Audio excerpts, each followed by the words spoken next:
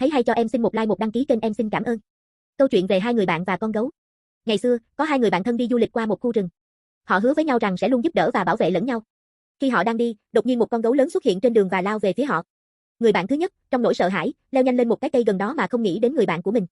Người bạn thứ hai, không biết leo cây và cũng không có nơi nào để trốn, nghĩ ra một cách. Anh ta nằm xuống đất, nín thở và giả vờ chết. Con gấu tiến đến gần người bạn thứ hai, ngửi ngửi và thì thầm điều gì đó vào tai anh ta. Sau đó, nó bỏ đi vì gấu không ăn xác chết. Người bạn thứ nhất từ trên cây leo xuống và hỏi, gấu đã thì thầm gì với cậu vậy? Người bạn thứ hai trả lời, gấu bảo rằng đừng bao giờ đi cùng một người bạn mà sẽ bỏ chạy khi cậu gặp nguy hiểm. Bài học. Tình bạn thực sự được thể hiện qua những lúc khó khăn. Người bạn tốt sẽ không bỏ rơi bạn khi gặp nguy hiểm, mà sẽ luôn sẵn sàng hỗ trợ và bảo vệ bạn.